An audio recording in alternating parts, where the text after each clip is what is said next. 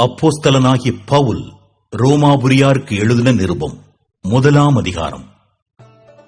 இயேசு கிறிஸ்துவின் ஊழியக்காரனும் அப்போஸ்தலனாகும்படி அழைக்கப்பட்டவனும் தேவனுடைய சுவிசேஷத்திற்காக பிரித்தெடுக்கப்பட்டவனுமாகிய பவுல் ரோமாபுரியில் உள்ள தேவப்பிரியரும் பரிசுத்தவான்களாகும்படி அழைக்கப்பட்டவர்களுமாகிய அனைவருக்கும் எழுதுகிறதாவது: நம்முடைய பிதாவாகிய தேவனாலும் கர்த்தராகிய இயேசு கிறிஸ்துவினாலும் உங்களுக்கு கிருபையும் சமாதானமும் உண்டாவதாக. இயேசு கிறிஸ்துவை குறித்து தேவன் தம்முடைய தீர்க்கதரிசிகளின் மூலமாய் பரிசுத்த வேதாகமங்களில் முன்னே தம்முடைய சுவிசேஷத்தை பற்றி வாக்குத்தத்தம் பண்ணினபடி, கர்த்தராகிய இயேசு கிறிஸ்துவானவர் மாம்சத்தின்படி தாவீதின் சந்ததியில் பிறந்தவரும் பரிசுத்தமுள்ள ஆவியின்படி தேவனுடைய சுதன் என்று மரித்தோரிலிருந்து உயிர் தெழுந்ததினாலே பலமாய் ரூபிக்கப்பட்ட தேவகுமாரனுமாயிருக்கிறார். அவர் சகல ஜாதிகளையும் அவர்களுக்குள் இயேசு கிறிஸ்துவினால் அழைக்கப்பட்டவர்களாகிய உங்களையும் தமது நாமத்து நிமித்தம் விசுவாசத்துக்கு கீழ்ப்படிய பண்ணும் பொருட்டு எங்களுக்கு கிருபையையும் அப்போஸ்தல ஊழியத்தையும் அருளிச் செய்திருக்கிறார். உங்கள் விசுவாசம் உலகமெங்கும் பிரசித்தமாகிறபடியினாலே முதலாவது நான் உங்கள் எல்லாருக்காகவும் இயேசு கிறிஸ்து மூலமாய் என் தேவனை ஸ்தோத்திரிக்கிறேன்.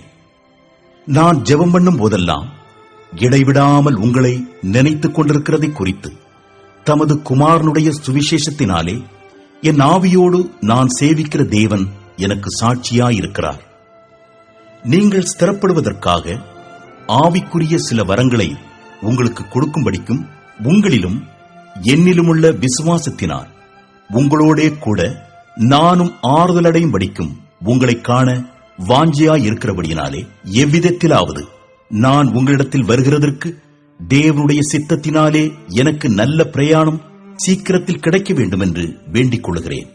சகோதரரே, புறஜாதிகளான மற்றவர்களுக்குள்ளே நான் பலனை அடைந்தது போல உங்களுக்குள்ளும் சில பலனை அடையும்படிக்கு உங்களிடத்தில் வர பலமுறை யோசனையாயிருந்தேன். ஆயினும் இதுவரைக்கும் எனக்கு தடை உண்டாயிற்று என்று நீங்கள் அறியாதிருக்க எனக்கு மனதில்லை. கிரேக்கருக்கும் மற்ற அந்நியர்களுக்கும் ஞானிகளுக்கும் மூடருக்கும் நான் கடனாளியாயிருக்கிறேன். ஆகையால் ரோமாபுரியில் இருக்கிற உங்களுக்கும் என்னால் இயன்ற மட்டும் சுவிசேஷத்தை பிரசங்கிக்க விரும்புகிறேன். கிறிஸ்துவின் சுவிசேஷத்தை குறித்து நான் வெட்கப்படேன். முன்பு யூதரிலும் பின்பு கிரேக்கரிலும் விசுவாசிக்கிறவனெவனோ அவனுக்கு இரட்சிப்பு உண்டாவதற்கு அது தேவ பலனாயிருக்கிறது. விசுவாசத்தினாலே நீதிமான் பிழைப்பான் என்று எழுதியிருக்கிறபடி விசுவாசத்தினால் உண்டாகும் தேவ நீதி விசுவாசத்திற்கென்று அந்த சுவிசேஷத்தினால் வெளிப்படுத்தப்படுகிறது. சத்தியத்தை அநியாயத்தினாலே அடக்கி வைக்கிற மனுஷருடைய எல்லாவித அவபக்திக்கும் அநியாயத்துக்கும் விரோதமாய் தேவ கோபம் வானத்திலிருந்து வெளிப்படுத்தப்பட்டிருக்கிறது. தேவனை குறித்து அறியப்படுவது அவர்களுக்குள்ளே வெளிப்பட்டிருக்கிறது. தேவனே அதை அவர்களுக்கு வெளிப்படுத்தியிருக்கிறார். எப்படி என்றால், காணப்படாதவைகளாகிய அவருடைய நித்திய வல்லமை, தேவத்துவம் என்பவைகள் உண்டாக்கப்பட்டிருக்கிறவைகளினாலே உலகம் உண்டானது முதற்கொண்டு தெளிவாய் காணப்படும். ஆதலால் அவர்கள் போக்கு சொல்ல இடமில்லை. அவர்கள் தேவனை அறிந்தும் அவரை தேவனென்று மகிமைப்படுத்தாமலும் ஸ்தோத்திரியாமலும் இருந்து தங்கள் சிந்தனைகளினாலே வீணரானார்கள். உணர்வில்லாத அவர்களுடைய இருதயம் இருளடைந்தது.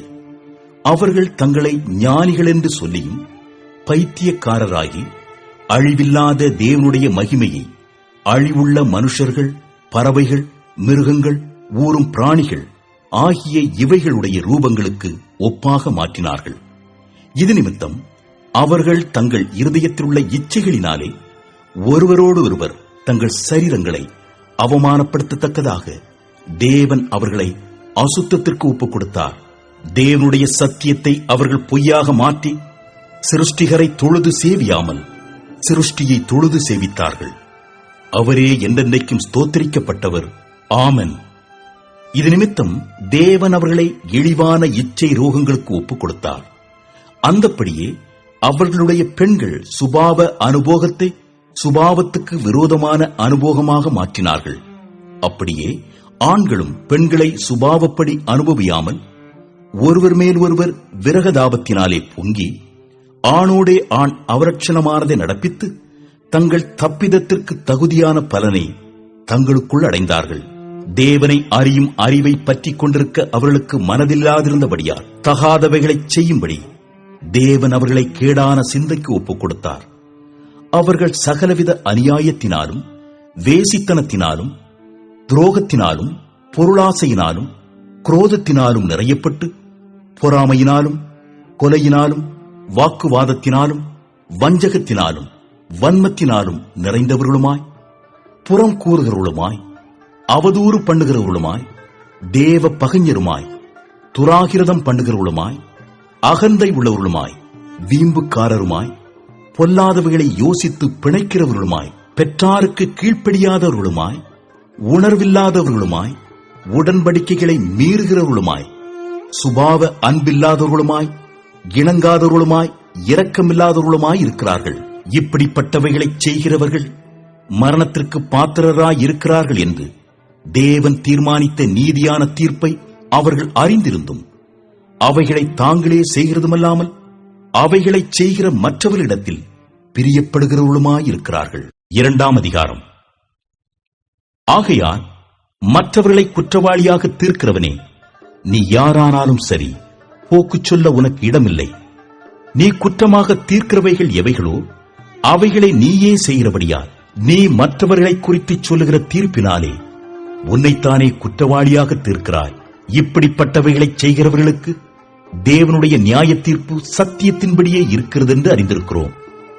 இப்படிப்பட்டவைகளை செய்கிறவர்களை குற்றவாளிகள் என்று தீர்த்தும் அவைகளையே செய்கிறவனே, நீ தேவனுடைய நியாய தீர்ப்புக்கு தப்பிக் கொள்ளலாம் என்று நினைக்கிறாயோ? அல்லது தேவ தயவு நீ குணப்படும்படி உன்னை ஏவுகிறது என்று அறியாமல் அவருடைய தயவு, பொறுமை, நீடிய சாந்தம் இவைகளின் ஐசுவரியத்தை அசட்டை பண்ணுகிறாயோ?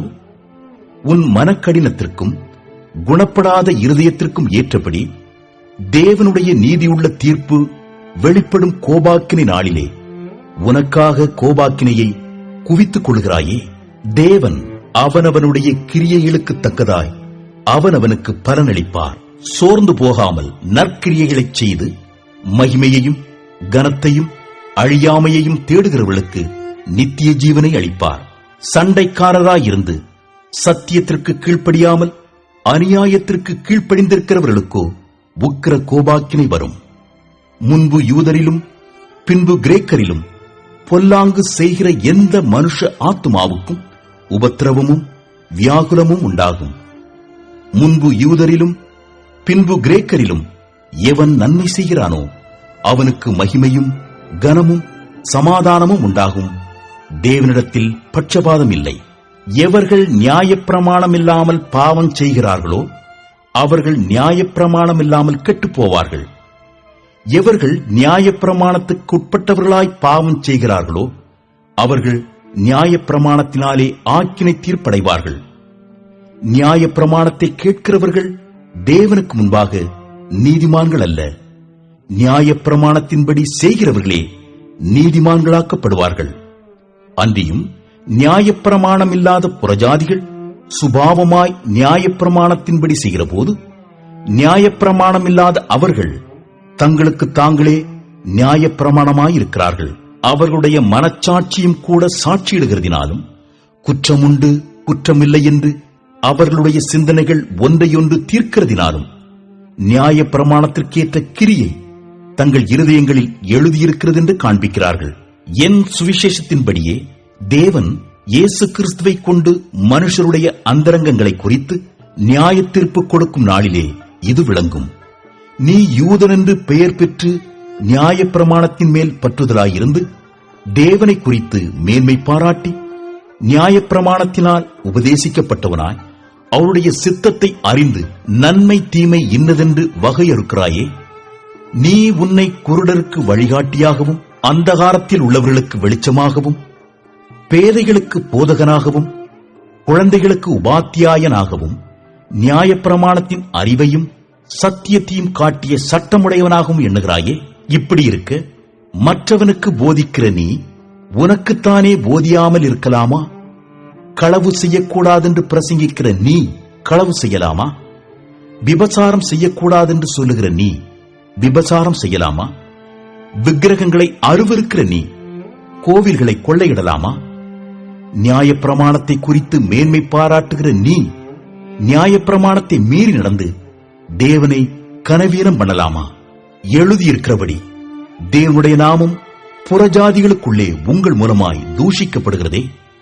நீ நியாயப்பிரமாணத்தை கைக்கொண்டு நடந்தால் விருத்த சேதனம் பிரயோஜனம் உள்ளதுதான். நீ நியாயப்பிரமாணத்தை மீறி நடந்தால் உன் விருத்த சேதனம் இல்லாமை ஆயிற்றே. மேலும் விருத்த சேதனம் இல்லாதவன் நியாயப்பிரமாணத்துக்கேற்ற நீதிகளை கைக்கொண்டால் அவனுடைய விருத்த சேதனம் இல்லாமை விருத்த சேதனம் என்றெண்ணப்படும் அல்லவா? சுபாவத்தின்படி விருத்த சேதனம் இல்லாதவனாயிருந்தும் நியாயப்பிரமாணத்தை நிறைவேற்றுகிறவனாயிருந்தால் அவன் வேத எழுத்தும் விருத்த சேதனமும் உள்ளவனாயிருந்தும் நியாயப்பிரமாணத்தை மீறுகிற உன்னை குற்றப்படுத்துவான் அல்லவா? ஆதலால் புறம்பாக யூதனானவன் யூதன் அல்ல, புறம்பாக மாம்சத்தில் செய்யப்படும் விருத்த சேதனம் அல்ல. உள்ளத்திலே யூதனானவனே யூதன், எழுத்தின்படி உண்டாகாமல் ஆவியின்படி இருதயத்தில் உண்டாகும் விருத்த சேதனமே விருத்த சேதனம். இப்படிப்பட்டவனுக்குரிய புகழ்ச்சி மனுஷராலே அல்ல, தேவனாலே உண்டாயிருக்கிறது. 3ஆம் அதிகாரம். இப்படியானால் யூதனுடைய மேன்மை என்ன? விருத்த சேதனத்தினாலே பிரயோஜனம் என்ன? அது எவ்விதத்திலும் மிகுதியாயிருக்கிறது. தேவனுடைய வாக்கியங்கள் அவர்களிடத்தில் ஒப்புவிக்கப்பட்டது விசேஷித்த மேன்மையாமே. சிலர் விசுவாசியாமற் போனாலும் என்ன? அவர்களுடைய அவிசுவாசம் தேவனுடைய உண்மையை அவமாக்குமோ? அப்படியாக்க மாட்டாது. நீர் உம்முடைய வசனங்களில் நீதிபரராய் விளங்கவும் உம்முடைய நியாயம் விசாரிக்கப்படும் போது வெற்றியடையவும் இப்படியாயிற்று என்று எழுதியிருக்கிறபடி தேவனே சத்தியபரர் என்றும் எந்த மனுஷனும் பொய்யன் என்றும் சொல்வோமாக. நான் மனுஷர் பேசுகிற பிரகாரமாய் பேசுகிறேன். நம்முடைய அநீதி தேவனுடைய நீதியை விளங்கப் பண்ணினால் என்ன சொல்லுவோம்? கோபாக்கினையை செலுத்துகிற தேவன் அநீதராயிருக்கிறார் என்று சொல்லலாமா? அப்படி சொல்லக்கூடாது. சொல்லக்கூடுமானால் தேவன் உலகத்தை நியாயம் தீர்ப்பதெப்படி? அன்றியும் என் பொய்யினாலே தேவனுடைய சத்தியம் அவருக்கு மகிமையுண்டாக விளங்கினதுண்டானால் இனி நான் பாவி என்று தீர்க்கப்படுவானே? நன்மை வரும்படிக்கு தீமை செய்வோமாக என்றும் சொல்லலாம் அல்லவா? நாங்கள் அப்படி போதிக்கிறவர்கள் என்றும் சிலர் எங்களை தூஷித்துச் சொல்லுகிறார்களே. அப்படி போதிக்கிறவர்கள் மேல் வரும் ஆக்கினை நீதியாயிருக்கும். ஆனாலும் என்ன, அவர்களை பார்க்கிலும் நாங்கள் விசேஷித்தவர்களா? எவ்வளவேனும் விசேஷித்தவர்கள் அல்ல. யூதர் கிரேக்கர் யாவரும் பாவத்திற்குட்பட்டவர்கள் என்பதை முன்பு திருஷ்டாந்தப்படுத்தினோமே. அந்தப்படியே நீதிமான் ஒருவனாகிலும் இல்லை, உணர்வுள்ளவன் இல்லை, தேவனை தேடுகிறவன் இல்லை. எல்லாரும் வழி தப்பி ஏகமாய் கெட்டுப்போனார்கள். நன்மை செய்கிறவன் இல்லை, ஒருவனாகிலும் இல்லை. அவர்கள் தொண்டை திறக்கப்பட்ட பிரேதக்குழி, தங்கள் நாவுகளால் வஞ்சனை செய்கிறார்கள். அவர்களுடைய உதடுகளின் கீழே பாம்பின் விஷம் இருக்கிறது. அவர்கள் வாய் சபிப்பினாலும் கசப்பினாலும் நிறைந்திருக்கிறது. அவர்கள் கால்கள் இரத்தம் சிந்துகிறதற்கு தீவிரிக்கிறது. நாசமும் நிர்பந்தமும் அவர்கள் வழிகளில் இருக்கிறது. சமாதான வழியை அவர்கள் அறியாதிருக்கிறார்கள். அவர்கள் கண்களுக்கு முன்பாக தெய்வ பயம் இல்லை என்று எழுதியிருக்கிறதே. மேலும் வாய்கள் யாவும் அடைக்கப்படும்படிக்கும் உலகத்தார் யாவரும் தேவனுடைய ஆக்கினை தீர்ப்புக்கு ஏதுவானவர்களாகும்படிக்கும் நியாயப்பிரமாணம் சொல்லுகிறதெல்லாம் நியாயப்பிரமாணத்துக்கு உட்பட்டிருக்கிறவர்களுக்கே சொல்லுகிறது என்று அறிந்திருக்கிறோம். இப்படி இருக்க பாவத்தை அறிகிற அறிவு நியாயப்பிரமாணத்தினால் வருகிறபடியால் எந்த மனுஷனும் நியாயப்பிரமாணத்தின் கிரியைகளினாலே தேவனுக்கு முன்பாக நீதிமானாக்கப்படுவதில்லை. இப்படி இருக்க நியாயப்பிரமாணம் இல்லாமல் தேவ நீதி வெளியாக்கப்பட்டிருக்கிறது. அதை குறித்து நியாயப்பிரமாணமும் தீர்க்க தரிசனங்களும் சாட்சியிடுகிறது. அது இயேசு கிறிஸ்துவை பற்றும் விசுவாசத்தினாலே பலிக்கும் தேவ நீதியே. விசுவாசிக்கிற எவர்களுக்குள்ளும் எவர்கள் மேலும் அது பலிக்கும், வித்தியாசமே இல்லை. எல்லாரும் பாவம் செய்து தேவ மகிமையற்றவர்களாகி இலவசமாய் அவருடைய கிருபையினாலே கிறிஸ்து இயேசுவில் உள்ள மீட்பை கொண்டு நீதிமான்களாக்கப்படுகிறார்கள்.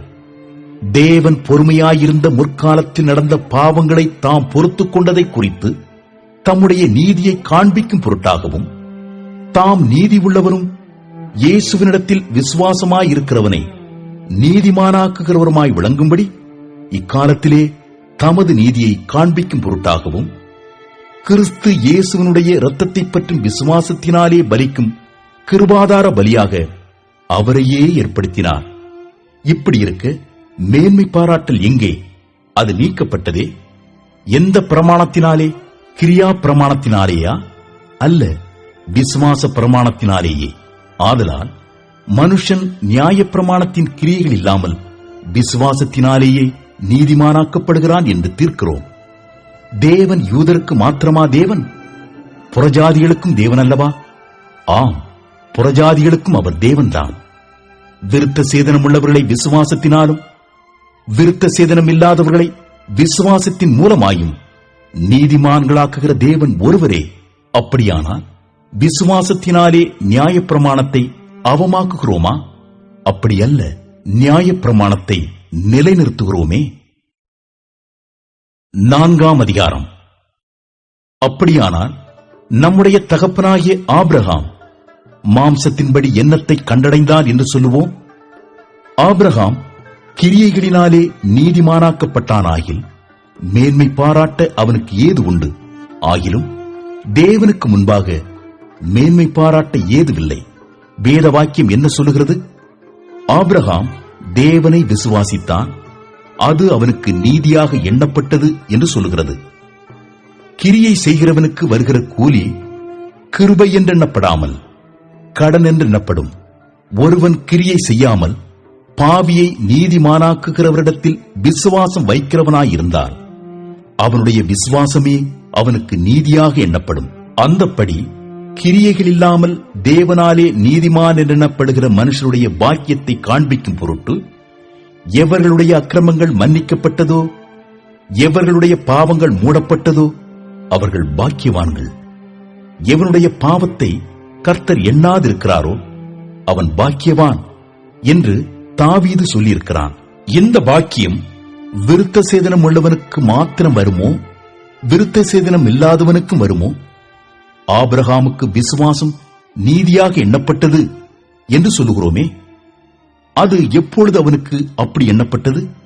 அவன் விருத்த சேதனம் உள்ளவனாயிருந்த போதோ, விருத்த சேதனம் இல்லாதவனாயிருந்த போதோ? விருத்த சேதனம் உள்ளவனாயிருந்த போதல்ல, விருத்த சேதனம் இல்லாதவனாயிருந்த போதே. மேலும் விருத்த சேதனம் இல்லாத காலத்தில் அவன் விசுவாசத்தினாலே அடைந்த நீதிக்கு முத்திரையாக விருத்த சேதனமாகிய அடையாளத்தை பெற்றான். விருத்த சேதனம் இல்லாதவளாய் விசுவாசிக்கிற யாவருக்கும் நீதி எண்ணப்படும் பொருட்டாக அவர்களுக்கு அவன் தகப்பனாயிருக்கும்படிக்கும் விருத்த சேதனத்தை பெற்றவளாய் மாத்திரமல்ல, நம்முடைய தகப்பனாகிய ஆபிரகாம் விருத்த சேதனமில்லாத காலத்தில் அடைந்த விசுவாசமாகிய அடிச்சுவடுகளில் நடக்கிறவளுமாயிருக்கிறவளுக்கு தகப்பனாயிருக்கும்படிக்கும் அந்த அடையாளத்தை பெற்றான். அன்றியும் உலகத்தை சுதந்தரிப்பான் என்கிற வாக்குத்தத்தம் ஆபிரகாமுக்காவது அவன் சந்ததிக்காவது நியாயப்பிரமாணத்தினால் கிடையாமல் விசுவாசத்தினால் வருகிற நீதியினால் கிடைத்தது. நியாயப்பிரமாணத்தை சார்ந்தவர்கள் சுதந்திரவாளிகளானால் விசுவாசம் வீணாய்ப்போம், வாக்குத்தத்தமும் அவமாகும். மேலும் நியாயப்பிரமாணம் கோபாக்கினையை உண்டாக்குகிறது. நியாயப்பிரமாணம் இல்லாவிட்டால் மீறுதலும் இல்லை. ஆதலால் சுதந்திரமானது கிருபையினால் உண்டாகிறதாயிருக்கும்படிக்கு அது விசுவாசத்தினாலே வருகிறது. நியாயப்பிரமாணத்தை சார்ந்தவர்களாகிய சந்ததியாருக்கு மாத்திரமல்ல, நம் எல்லாருக்கும் தகப்பனாகிய ஆபிரகாமுடைய விசுவாசத்தை சார்ந்தவர்களான எல்லா சந்ததியாருக்கும் அந்த வாக்குத்தத்தம் நிச்சயமாயிருக்கும்படிக்கு அப்படி வருகிறது. அநேக ஜாதிகளுக்கு உன்னை தகப்பனாக ஏற்படுத்தினேன் என்று எழுதியிருக்கிறபடி அவன் தான் விசுவாசித்தவருமாய் மரித்தோரை உயிர்ப்பித்து இல்லாதவைகளை இருக்கிறவைகளைப் போல் அழைக்கிறவருமாயிருக்கிற தேவனுக்கு முன்பாக நம்மெல்லாருக்கும் தகப்பனானான். உன் சந்ததி இவ்வளவாயிருக்கும் என்று சொல்லப்பட்டபடியே தான் அநேக ஜாதிகளுக்கு தகப்பனாவதை நம்புகிறதற்கு ஏதுவில்லாதிருந்தும் அதை நம்பிக்கையோடே விசுவாசித்தான். அவன் விசுவாசத்திலே பலவீனமாயிருக்கவில்லை. அவன் ஏறக்குறைய 100 வயது உள்ளவனாயிருக்கும் போது தன் சரீரம் செத்துப்போனதையும் சாராளுடைய கற்பம் செத்துப்போனதையும் எண்ணாதிருந்தான். தேவனுடைய வாக்குத்தத்தத்தை குறித்து அவன் அவிசுவாசமாய் சந்தேகப்படாமல் தேவன் வாக்குத்தத்தம் பண்ணினதை நிறைவேற்ற வல்லவராயிருக்கிறார் என்று முழு நிச்சயமாய் நம்பி தேவனை மகிமைப்படுத்தி விசுவாசத்தில் வல்லவனானான். ஆகையால் அது அவனுக்கு நீதியாக எண்ணப்பட்டது. அது அவனுக்கு நீதியாக எண்ணப்பட்டது என்பது அவனுக்காக மாத்திரமல்ல, நமக்காகவும் எழுதப்பட்டிருக்கிறது. நம்முடைய கர்த்தராகிய இயேசுவை மரித்தோரிலிருந்து எழுப்பினவரை விசுவாசிக்கிற நமக்கும் அப்படியே எண்ணப்படும். அவர் நம்முடைய பாவங்களுக்காக ஒப்புக் கொடுக்கப்பட்டும் நாம் நீதிமான்களாக்கப்படுவதற்காக எழுப்பப்பட்டும் இருக்கிறார். 5ஆம் அதிகாரம். இவ்விதமாக நாம் விசுவாசத்தினாலே நீதிமான்களாக்கப்பட்டிருக்கிறபடியால் நம்முடைய கர்த்தராகிய இயேசு கிறிஸ்து மூலமாய் தேவனிடத்தில் சமாதானம் பெற்றிருக்கிறோம். அவர் மூலமாய் நாம் இந்த கிருபையில் பிரவேசிக்கும் சிராக்கியத்தை விசுவாசத்தினால் பெற்று நிலை கொண்டிருந்து தேவ மகிமையை அடைவோம் என்கிற நம்பிக்கையினாலே மேன்மை பாராட்டுகிறோம். அது மாத்திரமல்ல, உபத்திரவம் பொறுமையையும், பொறுமை பரீட்சையையும், பரீட்சை நம்பிக்கையையும் உண்டாக்குகிறதென்று நாங்கள் அறிந்து உபத்திரவங்களிலேயும் மேன்மை பாராட்டுகிறோம். மேலும் நமக்கு அருளப்பட்ட பரிசுத்த ஆவியினாலே தேவ அன்பு நம்முடைய இருதயங்களில் ஊற்றப்பட்டிருக்கிறபடியால் அந்த நம்பிக்கை நம்மை வெட்கப்படுத்தாது. அன்றியும் நாம் பலனற்றவர்களாயிருக்கும் போதே குறித்த காலத்தில் கிறிஸ்து அக்கிரமக்காரருக்காக மரித்தார். நீதிமானுக்காக ஒருவன் மரிக்கிறது அரிது, நல்லவனுக்காக ஒருவேளை ஒருவன் மரிக்க துணிவான். நாம் பாவிகளாயிருக்கையில் கிறிஸ்து நமக்காக மரித்ததினாலே தேவன் நம்மேல் வைத்த தமது அன்பை விளங்க பண்ணுகிறார். இப்படி நாம் அவருடைய இரத்தத்தினாலே நீதிமான்களாக்கப்பட்டிருக்க கோபாக்கினைக்கு நீங்களாக அவராலே நாம் ரட்சிக்கப்படுவது அதிக நிச்சயமாமே. நாம் தேவனுக்கு சத்துருக்களாயிருக்கையில் அவருடைய குமாரனின் மரணத்தினாலே அவருடனே ஒப்புரவாக்கப்பட்டோமானால், ஒப்புரவாக்கப்பட்ட பின் நாம் அவருடைய ஜீவனாலே ரட்சிக்கப்படுவது அதிக நிச்சயமாமே. அதுவுமல்லாமல் இப்பொழுது ஒப்புரவாகுதலை நமக்கு கிடைக்க பண்ணின நம்முடைய கர்த்தராகிய இயேசு கிறிஸ்து மூலமாய் நாம் தேவனை பற்றியும் மேன்மை பாராட்டுகிறோம். இப்படியாக ஒரே மனுஷனாலே பாவமும் பாவத்தினாலே மரணமும் உலகத்திலே பிரவேசித்தது போலவும் எல்லா மனுஷரும் பாவம் செய்தபடியால் மரணம் எல்லாருக்கும் வந்தது போலவும் இதுவும் ஆயிற்று. நியாயப்பிரமாணம் கொடுக்கப்படுவதற்கு முன்னும் பாவம் உலகத்தில் இருந்தது. நியாயப்பிரமாணம் இல்லாதிருந்தால் பாவம் எண்ணப்பட மாட்டாது. அப்படியிருந்தும் மரணமானது ஆதாம் முதல் மோசே வரைக்கும் ஆதாமின் மீறுதலுக்கொப்பாய் பாவம் செய்யாதவர்களையும் ஆண்டு கொண்டது. அந்த ஆதாம் பின்பு வந்தவருக்கு முன்னடையாளமானவன். ஆனாலும் மீறுதலின் பலன் கிருபை வரத்தின் பலனுக்கு ஒப்பானதல்ல. எப்படியெனில், ஒருவனுடைய மீறுதலினாலே அநேகர் மரித்திருக்க தேவனுடைய கிருபையும் இயேசு கிறிஸ்து என்னும் ஒரே மனுஷனுடைய கிருபையினாலே வரும் ஈவும் அநேகர் மேல் அதிகமாய் பெருகியிருக்கிறது.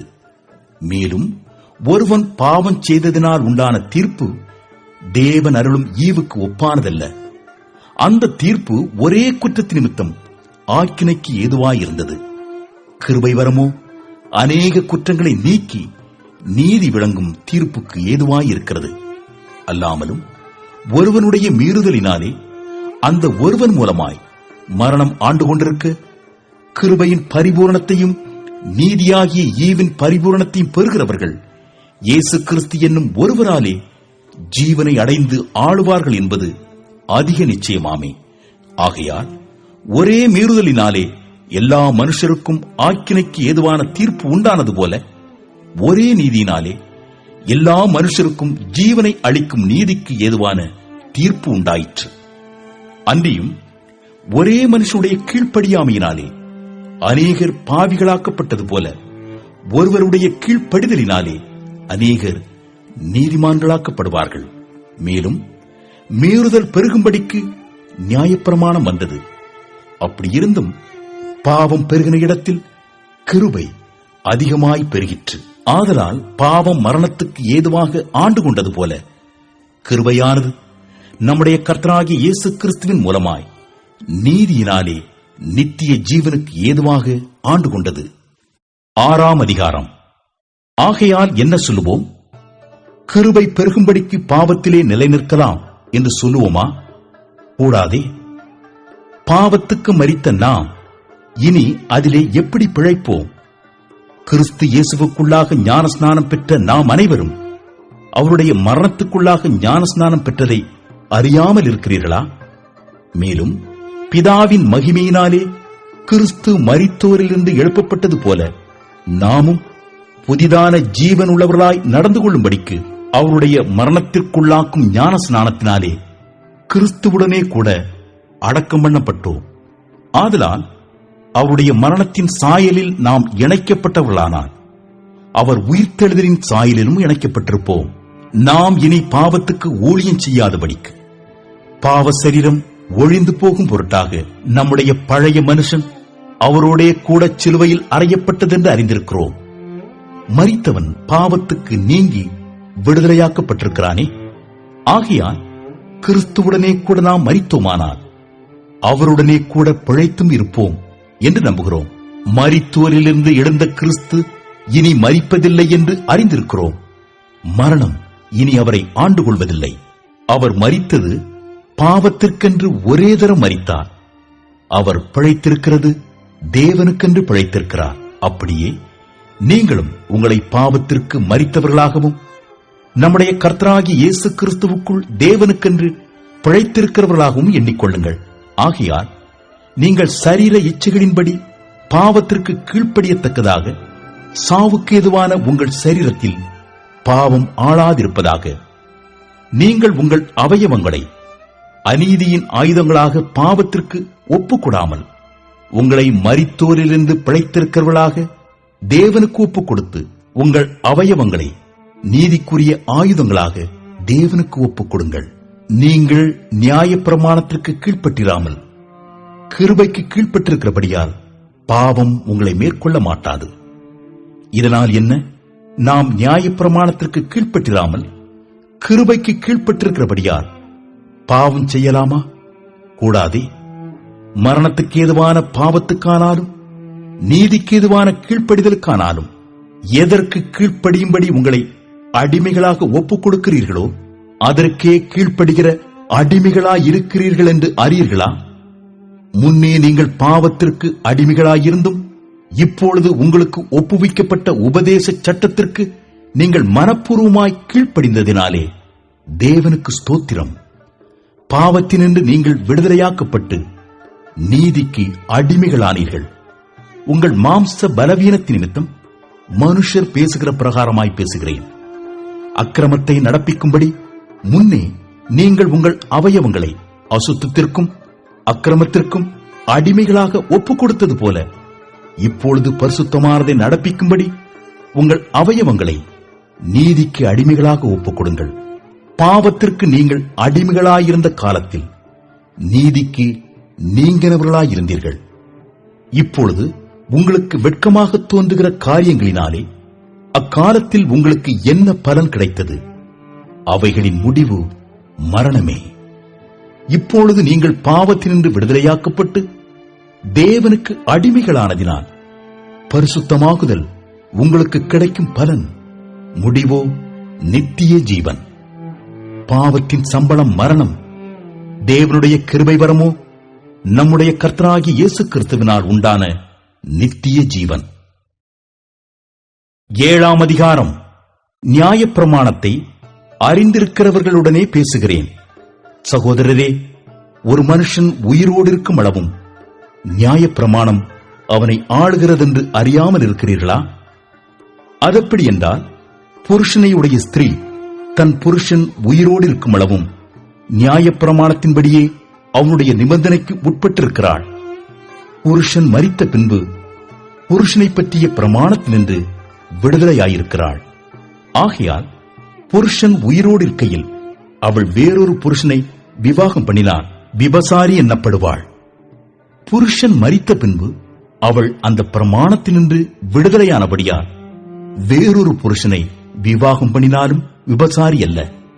அப்படி போல என் சகோதரரே, நீங்கள் மரித்தோரிலிருந்து எழுந்த கிறிஸ்து என்னும் வேறொருடையவர்களாகி தேவனுக்கென்று கனி கொடுக்கும்படி கிறிஸ்துவின் சரீரத்தினாலே நியாயப்பிரமாணத்துக்கு மரித்தவர்களானீர்கள். நாம் மாம்சத்திற்கு உட்பட்டிருந்த காலத்தில் நியாயப்பிரமாணத்தினாலே தோன்றிய பாவ இச்சைகள் மரணத்திற்கு ஏதுவான கனிகளை கொடுக்கத்தக்கதாக நம்முடைய அவயவங்களிலே பலன் செய்தது.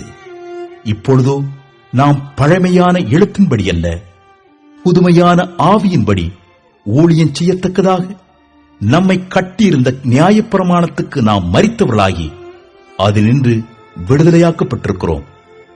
ஆகையால் என்ன சொல்லுவோம்? நியாயப்பிரமாணம் பாவமோ? அல்லவே. பாவம் இன்னதென்று நியாயப்பிரமாணத்தினால் நான் அறிந்தேனே என்று மற்றபடி அறியவில்லை. இச்சையாதிருப்பாயாக என்று நியாயப்பிரமாணம் சொல்லாதிருந்தால் இச்சை பாவம் என்று நான் அறியாமல் இருப்பேனே. பாவமானது கற்பனையினாலே சமயம் பெற்று சகலவித இச்சைகளையும் என்னில் நடப்பித்தது. நியாயப்பிரமாணம் இல்லாவிட்டால் பாவம் செத்ததாயிருக்குமே.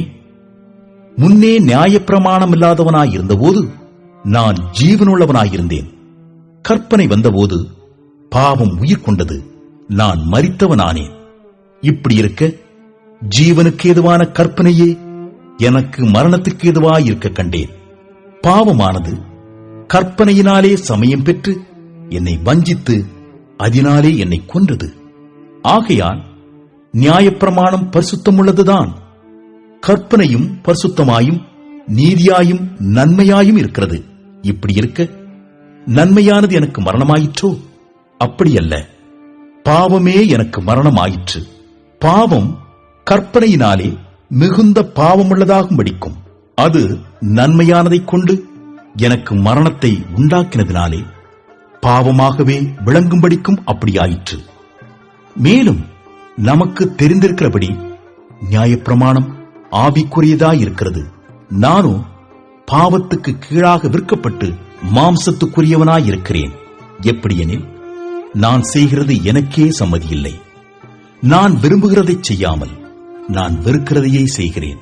இப்படி நான் விரும்பாததைச் செய்கிறவனாயிருக்க நியாயப்பிரமாணம் நல்லதென்று ஒத்துக்கொள்கிறேனே. ஆதலால் நான் அல்ல, எனக்குள் வாசமாயிருக்கிற பாவமே அப்படி செய்கிறது. அதெப்படியெனில் என்னிடத்தில், அதாவது என் மாம்சத்தில் நன்மை வாசமாயிருக்கிறதில்லை என்று நான் அறிந்திருக்கிறேன். நன்மை செய்ய வேண்டும் என்கிற விருப்பம் என்னிடத்தில் இருக்கிறது, நன்மை செய்வதோ என்னிடத்தில் இல்லை. ஆதலால் நான் விரும்புகிற நன்மையை செய்யாமல் விரும்பாத தீமையையே செய்கிறேன். அந்தப்படி நான் விரும்பாததை நான் செய்தால் நான் அல்ல, எனக்குள்ளே வாசமாயிருக்கிற பாவமே அப்படி செய்கிறது. ஆனபடியால் நன்மை செய்ய விரும்புகிற என்னிடத்தில் தீமை உண்டென்கிற ஒரு பிரமாணத்தை காண்கிறேன். உள்ளான மனுஷனுக்கேற்றபடி தேவனுடைய நியாயப்பிரமாணத்தின் மேல் பிரியமாயிருக்கிறேன். ஆகிலும் என் மனதின் பிரமாணத்துக்கு விரோதமாய் போராடுகிற வேறொரு பிரமாணத்தை என் அவயவங்களில் இருக்க காண்கிறேன். அது என் அவயவங்களில் உண்டாயிருக்கிற பாவ பிரமாணத்துக்கு என்னை சிறையாக்கிக் கொள்கிறது. நிர்பந்தமான மனுஷன் நான். இந்த மரண சரீரத்தினின்று யார் என்னை விடுதலையாக்குவார்? நம்முடைய கர்த்தராகிய இயேசு கிறிஸ்து மூலமாய் தேவனை ஸ்தோத்திரிக்கிறேன். ஆதலால் நானே என் மனதினாலே தேவனுடைய நியாயப்பிரமாணத்துக்கும் மாம்சத்தினாலேயோ பாவ பிரமாணத்துக்கும் ஊழியம் செய்கிறேன். 8ஆம் அதிகாரம். ஆனபடியால் கிறிஸ்து இயேசுவுக்கு உட்பட்டவர்களாயிருந்து மாம்சத்தின்படி நடவாமல் ஆவியின்படியே நடக்கிறவர்களுக்கு ஆக்கின தீர்ப்பில்லை. கிறிஸ்து இயேசுவினாலே ஜீவனுடைய ஆவியின் பிரமாணம் என்னை பாவம் மரணம் என்பவைகளின் பிரமாணத்தினின்று விடுதலையாக்கிற்றே. அதெப்படியெனில் மாம்சத்தினாலே பலவீனமாயிருந்த நியாயப்பிரமாணம் செய்யக்கூடாததை தேவனே செய்யும்படிக்கு தம்முடைய குமாரனை பாவ மாம்சத்தின் சாயலாகவும் பாவத்தை போக்கும் பலியாகவும் அனுப்பி மாம்சத்திலே பாவத்தை ஆக்கினைக்குள்ளாக தீர்த்தார். மாம்சத்தின்படி நடவாமல் ஆவியின்படி நடக்கிற நம்மிடத்தில் நியாயப்பிரமாணத்தின் நீதி நிறைவேறும்படிக்கே அப்படி செய்தார். அன்றியும் மாம்சத்தின்படி நடக்கிறவர்கள் மாம்சத்துக்குரியவைகளை சிந்திக்கிறார்கள், ஆவியின்படி நடக்கிறவர்கள் ஆவிக்குரியவைகளை சிந்திக்கிறார்கள். மாம்ச சிந்தை மரணம், ஆவியின் சிந்தையோ ஜீவனும் சமாதானமுமாம். எப்படி என்றால், மாம்ச சிந்தை தேவனுக்கு விரோதமான பகை. அது தேவனுடைய நியாயப்பிரமாணத்துக்கு கீழ்ப்படியாமலும் கீழ்ப்படியக்கூடாமலும் இருக்கிறது. மாம்சத்துக்குட்பட்டவர்கள் தேவனுக்கு பிரியமாயிருக்க மாட்டார்கள். தேவனுடைய ஆவி உங்களில் வாசமாயிருந்தால் நீங்கள் மாம்சத்துக்குட்பட்டவர்களாயிராமல் ஆவிக்குட்பட்டவர்களாயிருப்பீர்கள். கிறிஸ்துவின் ஆவி இல்லாதவன் அவருடையவன் அல்ல. மேலும் கிறிஸ்து உங்களில் இருந்தால் சரீரமானது பாவத்தி நிமித்தம் மரித்ததாயும் ஆவியானது நீதி நிமித்தம் ஜீவனுள்ளதாயும் இருக்கும். அன்றியும் இயேசுவை மரித்தோரிலிருந்து எழுப்பினருடைய ஆவி உங்களில் வாசமாயிருந்தால் கிறிஸ்துவை மரித்தோரிலிருந்து எழுப்பினவர் உங்களில் வாசமாயிருக்கிற தம்முடைய ஆவியினாலே சாவுக்கு ஏதுவான உங்கள் சரீரங்களையும் உயிர்ப்பிப்பார். ஆகையால் சகோதரரே, மாம்சத்தின்படி பிழைப்பதற்கு நாம் மாம்சத்துக்கு கடனாளிகள் அல்ல. மாம்சத்தின்படி பிழைத்தால் சாவீர்கள், ஆவியினாலே சரீரத்தின் செய்கைகளை அழித்தால் பிழைப்பீர்கள். மேலும் எவர்கள் தேவனுடைய ஆவியினாலே நடத்தப்படுகிறார்களோ அவர்கள் தேவனுடைய புத்திரராயிருக்கிறார்கள். அந்தப்படி திரும்பவும் பயப்படுகிறதற்கு நீங்கள் அடிமைத்தனத்தின் ஆவியை பெறாமல் அப்பா பிதாவே என்று கூப்பிட பண்ணுகிற புத்திர சுவிகாரத்தின் ஆவியை பெற்றீர்கள். நாம் தேவனுடைய பிள்ளைகளாய் இருக்கிறோம் என்று ஆவியானவர் தாமே நம்முடைய ஆவியுடனே கூட சாட்சி கொடுக்கிறார். நாம் பிள்ளைகளானால் சுதந்திரரும் ஆமே, தேவனுடைய சுதந்திரரும் கிறிஸ்துவுக்கு உடன் சுதந்திரரும் ஆமே. கிறிஸ்துவுடனே கூட நாம் மகிமைப்படும்படிக்கு அவருடனே கூட பாடுபட்டால் அப்படியாகும். ஆதலால் இக்காலத்து பாடுகள் இனி நம்மிடத்தில் வெளிப்படும் மகிமைக்கு ஒப்பிடத்தக்கவைகள் அல்லவென்று எண்ணுகிறேன். மேலும் தேவனுடைய புத்திரர் வெளிப்படுவதற்கு சிருஷ்டியானது மிகுந்த ஆவலோடே காத்துக் கொண்டிருக்கிறது. அதேனென்றால் சிருஷ்டியானது அழிவுக்குரிய அடிமைத்தனத்தினின்று விடுதலையாக்கப்பட்டு தேவனுடைய பிள்ளைகளுக்குரிய மகிமையான சுயாதீனத்தை பெற்றுக்கொள்ளும் என்கிற நம்பிக்கையோடே அந்த சிருஷ்டியானது சுய இஷ்டத்தினாலே அல்ல, கீழ்ப்படுத்தினவராலேயே மாயைக்கு கீழ்ப்பட்டிருக்கிறது. ஆகையால் நமக்கு தெரிந்திருக்கிறபடி இதுவரைக்கும் சர்வ சிருஷ்டியும் ஏகமாய் தவித்து பிரசவ வேதனைப்படுகிறது. அதுவுமல்லாமல் ஆவியின் முதற் பலன்களை பெற்ற நாமும் கூட நம்முடைய சரீர மீட்பாகிய புத்திர சுவிகாரம் வருகிறதற்கு காத்திருந்து நமக்குள்ளே தவிக்கிறோம். அந்த நம்பிக்கையினாலே நாம் ரட்சிக்கப்பட்டிருக்கிறோம். காணப்படுகிறதை நம்புகிறது நம்பிக்கை அல்ல. ஒருவன் தான் காண்கிறதை நம்ப வேண்டுவதென்ன? நாம் காணாததை நம்பினோமாகில் அது வருகிறதற்கு பொறுமையோடே காத்திருப்போம். அந்தப்படியே ஆவியானவரும் நமது பலவீனங்களில் நமக்கு உதவி செய்கிறார். நாம் ஏற்றபடி வேண்டிக் கொள்ள வேண்டியதென்னதென்று அறியாமல் இருக்கிறபடியால் ஆவியானவர் தாமே வாக்கு கடங்காத பெருமூச்சுகளோடு நமக்காக வேண்டுதல் செய்கிறார். ஆவியானவர் தேவனுடைய சித்தத்தின்படியே பரிசுத்தவான்களுக்காக வேண்டுதல் செய்கிறபடியால் இருதயங்களை ஆராய்ந்து பார்க்கிறவர் ஆவியின் சிந்தை இன்னதென்று அறிவார். அன்றியும் அவருடைய தீர்மானத்தின்படி அழைக்கப்பட்டவர்களாய் தேவனிடத்தில் அன்பு கூறுகிறவர்களுக்கு சகலமும் நன்மைக்கு ஏதுவாக நடக்கிறதென்று அறிந்திருக்கிறோம். தம்முடைய குமாரன் அநேக சகோதரருக்குள்ளே முதற் பேரானவராயிருக்கும் பொருட்டு தேவன் எவர்களை முன்னறிந்தாரோ அவர்களை தமது குமாரனுடைய சாயலுக்கு ஒப்பாயிருப்பதற்கு முன்குறித்திருக்கிறார். எவர்களை முன்குறித்தாரோ அவர்களை அழைத்தும் இருக்கிறார். எவர்களை அழைத்தாரோ அவர்களை நீதிமான்களாக்கியும் இருக்கிறார். எவர்களை நீதிமான்களாக்கினாரோ அவர்களை மகிமைப்படுத்தியும் இருக்கிறார். இவைகளை குறித்து நாம் என்ன சொல்லுவோம்? தேவன் நம்முடைய பட்சத்தில் இருந்தால் நமக்கு விரோதமாயிருப்பவன் யார்? தம்முடைய சொந்த குமாரன் என்றும் பாராமல் நம்மெல்லாருக்காகவும் அவரை ஒப்புக் கொடுத்தவர் அவரோடே கூட மற்ற எல்லாவற்றையும் நமக்கு அருளாதிருப்பது எப்படி? தேவன் தெரிந்து கொண்டவர்கள் மேல் குற்றம் சாட்டுகிறவன் யார்? தேவனே அவர்களை நீதிமான்களாக்குகிறவர். ஆக்கினைக்குள்ளாக தீர்க்கிறவன் யார்?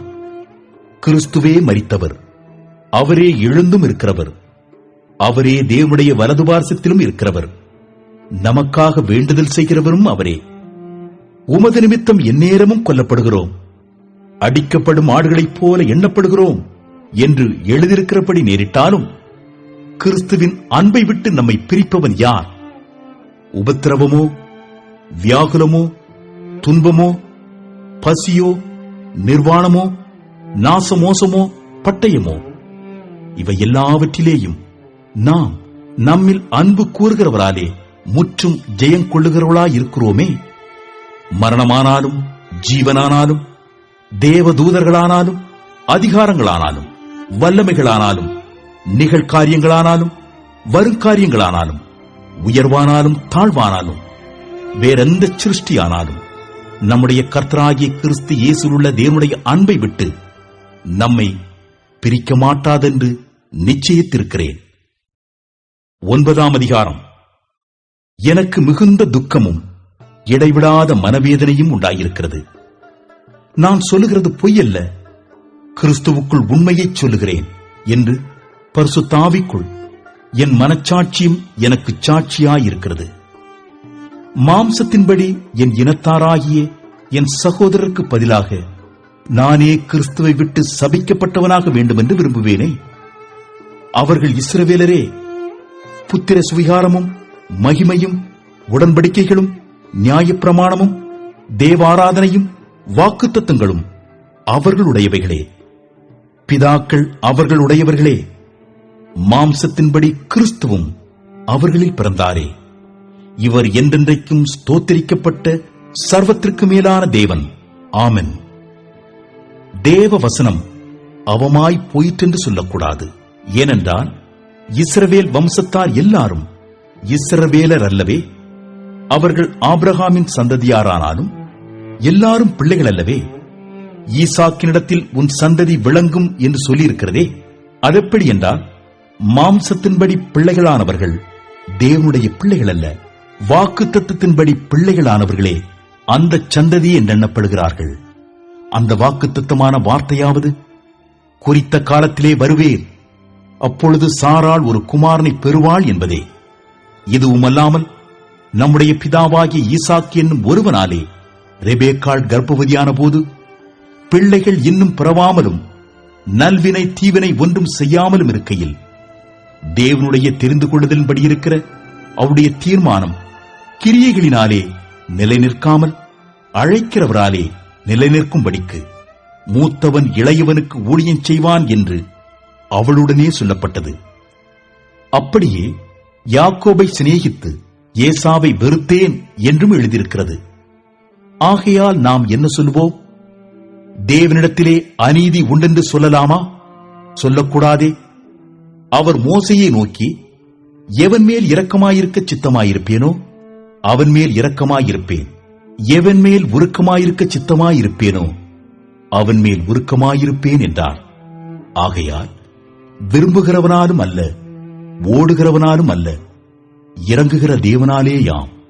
மேலும் என்னுடைய வல்லமையை உன்னிடத்தில் காண்பிக்கும்படியாகவும் என்னுடைய நாமம் பூமியில் எங்கும் பிரஸ்தாபமாகும்படியாகவும் உன்னை நிலைநிறுத்தினேன் என்று பார்வோனுடனே சொன்னதாக வேதத்தில் சொல்லியிருக்கிறது. ஆதலால் எவன் மேல் இரக்கமாயிருக்க சித்தமாயிருக்கிறாரோ அவன் மேல் இரக்கமாயிருக்கிறார். எவனை கடினப்படுத்த சித்தமாயிருக்கிறாரோ அவனை கடினப்படுத்துகிறார். இப்படியானால் அவர் இன்னும் ஏன் குற்றம் பிடிக்கிறார்? அவர் சித்தத்திற்கு எதிர்த்து நிற்பவன் யார் என்று என்னுடனே சொல்லுவாய். அப்படியானால் மனுஷனே, தேவனோடு எதிர்த்து தர்க்கிக்கிற நீ யார்? உருவாக்கப்பட்ட வஸ்து உருவாக்கினவனை நோக்கி, நீ என்னை ஏன் இப்படி உண்டாக்கினாய் என்று சொல்லலாமா? மிதியிட்ட ஒரே களிமண்ணினாலே குயவன் ஒரு பாத்திரத்தை கனமான காரியத்துக்கும் ஒரு பாத்திரத்தை கனவீனமான காரியத்துக்கும் பண்ணுகிறதற்கு மண்ணின் மேல் அவனுக்கு அதிகாரம் இல்லையோ? தேவன் தமது கோபத்தை காண்பிக்கவும் தமது வல்லமையை தெரிவிக்கவும் தாம் மகிமைக்காக எத்தனமாக்கின கிருபாபாத்திரங்கள் மேல் தம்முடைய மகிமையின் ஐஸ்வரியத்தை தெரியப்படுத்தவும் சித்தமாய் அழிவுக்கு எத்தனமாக்கப்பட்ட கோபாக்கினை பாத்திரங்கள் மேல் மிகவும் நீடிய சாந்தத்தோடே பொறுமையாயிருந்தாரானால் உனக்கென்ன? அவர் யூதரிலிருந்து மாத்திரமல்ல புறஜாதிகளிலுமிருந்து நம்மை அழைத்திருக்கிறாரே. அந்தப்படி எனக்கு ஜனங்களல்லாதவர்களை என்னுடைய ஜனங்கள் என்றும் சிநேகிக்கப்படாதிருந்தவளை சிநேகிக்கப்பட்டவள் என்றும் சொல்லி அழைப்பேன். நீங்கள் என்னுடைய ஜனங்களல்லவென்று அவர்களுக்கு சொல்லப்பட்ட இடத்திலே அவர்கள் ஜீவனுள்ள தேவனுடைய பிள்ளைகள் எண்ணப்படுவார்கள் என்று ஓசியாவின் தீர்க்க தரிசனத்தில் சொல்லியிருக்கிறது. அல்லாமலும் இஸ்ரவேல் புத்திரருடைய இலக்கம் சமுத்திரத்தின் மணலத்தனையாயிருந்தாலும் மீதியாயிருப்பவர்கள் மாத்திரம் ரட்சிக்கப்படுவார்கள் என்றும் அவர் நீதியோடே சீக்கிரமாய் தம்முடைய காரியத்தை நிறைவேற்றுவார். கர்த்தர் பூமியிலே சீக்கிரமாகவே காரியத்தை நிறைவேற்றி முடிப்பார் என்றும் ஏசாயா இஸ்ரவேலரை குறித்து சொல்லுகிறார். அல்லாமலும் ஏசாயா முன்னே சொன்னபடி சேனைகளின் கர்த்தர் நமக்குள்ளே ஒரு சந்ததியை மீதியாக வைக்காதிருந்தாரானால் நாம் சோதோமை போலாகி குமோராவுக்கு ஒத்திருப்போம். இப்படி இருக்க நாம் என்ன சொல்லுவோம்? நீதியை தேடாத புறஜாதியார் நீதியை அடைந்தார்கள். அது விசுவாசத்தினாலாகும் நீதியே. நீதி பிரமாணத்தை தேடின இஸ்ரவேலரோ நீதி பிரமாணத்தை அடையவில்லை. என்னத்தினால் என்றால் அவர்கள் விசுவாசத்தினாலே அதை தேடாமல் நியாயப்பிரமாணத்தின் கிரியைகளினாலே தேடினபடியால் அதை அடையவில்லை. இடறுதற்கான கல்லில் இடறினார்கள். இதோ இடறுதற்கான கல்லையும் தவறுதற்கான கன்மலையையும் சீயோனில் வைக்கிறேன். அவரிடத்தில் விசுவாசமாயிருப்பவன் எவனோ அவன் வெட்கப்படுவதில்லை என்று எழுதியிருக்கிறபடி ஆயிற்று. 10ஆம் அதிகாரம். சகோதரரே, இஸ்ரவேலர் ரட்சிக்கப்பட வேண்டும் என்பதே என் இருதயத்தின் விருப்பமும் நான் தேவனை நோக்கி செய்யும் விண்ணப்பமுமாயிருக்கிறது. தேவனை பற்றி அவர்களுக்கு வைராக்கியம் உண்டென்று அவர்களை குறித்து சாட்சி சொல்லுகிறேன். ஆகிலும் அது அறிவுக்கேற்ற வைராக்கியம் அல்ல. எப்படி என்றால் அவர்கள் தேவ நீதியை அறியாமல் தங்கள் சுய நீதியை நிலைநிறுத்த தேடுகிறபடியால் தேவ நீதிக்கு கீழ்ப்படியாதிருக்கிறார்கள். விசுவாசிக்கிற எவனுக்கும் நீதி உண்டாகும்படியாக கிறிஸ்து நியாயப்பிரமாணத்தின் முடிவாயிருக்கிறார். மோசே நியாயப்பிரமாணத்தினாலாகும் நீதியை குறித்து இவைகளைச் செய்கிற மனுஷன் இவைகளால் பிழைப்பான் என்று எழுதியிருக்கிறார். விசுவாசத்தினாலாகும் நீதியானது கிறிஸ்துவை இறங்கி வரப்பண்ணும்படி பரலோகத்துக்கு ஏறுகிறவன் யார்? அல்லது கிறிஸ்துவை மரித்தோரிலிருந்து ஏறி வரப்பண்ணும்படி பாதாளத்துக்கு இறங்குகிறவன் யார் என்று உன் உள்ளத்திலே சொல்லாதிருப்பாயாக என்று சொல்லுகிறதுமன்றி இந்த வார்த்தை உனக்கு சமீபமாய் உன் வாயிலும் உன் இருதயத்திலும் இருக்கிறது என்றும் சொல்லுகிறது. இந்த வார்த்தை நாங்கள் பிரசங்கிக்கிற விசுவாசத்தின் வார்த்தையே. என்னவென்றால் கர்த்தராகிய இயேசுவை நீ உன் வாயினாலே அறிக்கையிட்டு தேவன் அவரை மரித்தோரிலிருந்து எழுப்பினார் என்று உன் இருதயத்திலே விசுவாசித்தால் ரட்சிக்கப்படுவாய். நீதி உண்டாக இருதயத்திலே விசுவாசிக்கப்படும், ரட்சிப்பு உண்டாக வாயினாலே அறிக்கை பண்ணப்படும். அவரை விசுவாசிக்கிறவன் எவனோ அவன் வெட்கப்படுவதில்லை என்று வேதம் சொல்கிறது. யூதன் என்றும் கிரேக்கன் என்றும் வித்தியாசமே இல்லை. எல்லாருக்கும் கர்த்தரானவர் தம்மை தொழுது கொள்ளுகிற யாவருக்கும் ஐஸ்வர்ய சம்பன்னராயிருக்கிறார். ஆதலால் கர்த்தருடைய நாமத்தை தொழுது கொள்ளுகிற எவனும் ரட்சிக்கப்படுவான். அவரை விசுவாசியாதவர்கள் எப்படி அவரை தொழுது கொள்வார்கள்? அவரை குறித்து கேள்விப்படாதவர்கள் எப்படி விசுவாசிப்பார்கள்? பிரசங்கிக்கிறவன் இல்லாவிட்டால் எப்படி கேள்விப்படுவார்கள்? அனுப்பப்படாவிட்டால் எப்படி பிரசங்கிப்பார்கள்? சமாதானத்தை கூறி நற்காரியங்களை சுவிசேஷமாய் அறிவிக்கிறவர்களுடைய பாதங்கள் எவ்வளவு அழகானவைகள் என்று எழுதியிருக்கிறதே. ஆனாலும் சுவிசேஷத்துக்கு எல்லாரும் கீழ்ப்படியவில்லை. அதை குறித்து ஏசாயா, கர்த்தாவே எங்கள் மூலமாய் கேள்விப்பட்டதை விசுவாசித்தவன் யார் என்று சொல்கிறார். ஆதலால் விசுவாசம் கேள்வியினாலே வரும், கேள்வி தேவனுடைய வசனத்தினாலே வரும். இப்படி இருக்க அவர்கள் கேள்விப்படவில்லையா என்று கேட்கிறேன். கேள்விப்பட்டார்கள். அவைகளின் சத்தம் பூமியெங்கும், அவைகளின் வசனங்கள் பூச்சக்கரத்து கடைசி வரைக்கும் செல்கிறதே.